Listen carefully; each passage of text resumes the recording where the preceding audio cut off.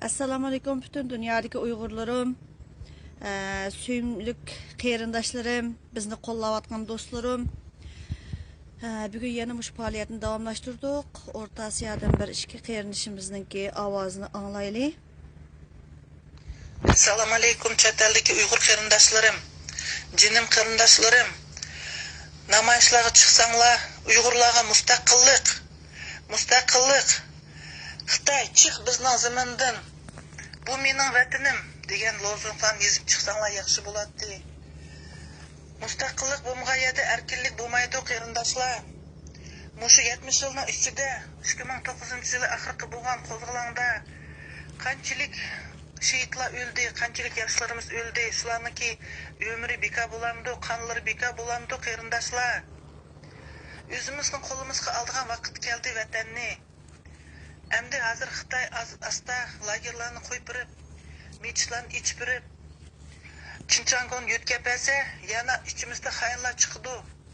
Voy bo'ldi, tish gap qilmanglar, lagerlarni qo'yib bo'ldi.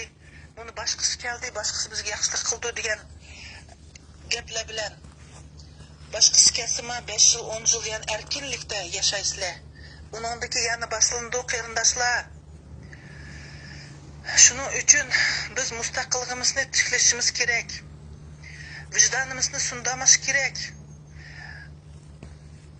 Qarindoshlar umidni üzmeş kerak. So'rayman sizlardan. В 21 веке фашистское китайское правительство учинило геноцид над уйгурским народом. Из 200 миллионов уйгуров 60 миллионов находятся в тюрьмах и лагерях. Половина уничтожена. Хотят с корнем уничтожить уйгурский народ. Дети в 1,5 года уже отлучены от семей. Женщины и девушки стерилизованы, не могут иметь потомства. В рестораны и столовые сдают новорожденных детей. Они, не стесняясь, выкладывают видео, где их целиком подают в суп, подают под соусом новорожденных детей. Пытки, зверские издевательства.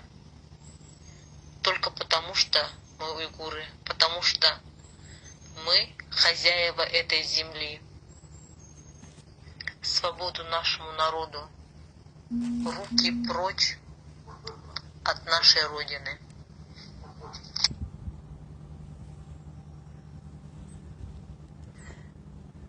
Assalamu alaikum iradelik. Düşmanga tiz bükmegen qaysar xalqim. Terrorist, faşist Xitoy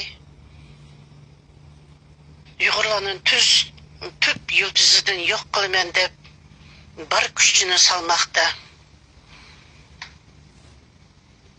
Bizni bu ajdaha butun tutmoqda. Biz namoyishlarga chiqqanda shu shuarlarga qo'shib bizga mustaqillik, Uyg'urimga mustaqillik deb shuarni ko'tarib chiqishimiz kerak. Biz mustaqillik bo'lmay, Uyg'ur yeriga ega bo'lmay, vatanimiz Uyg'ur yeriga ega bo'lmay, Uyg'urning yeriga ega bo'lmay, bizga erkinlik, azodlik yo'q. Bizning inqilobchi shoirimiz Abduxoliq Uyg'ur degandek, qop dedim, beshingni ko'tar, uyqungni och.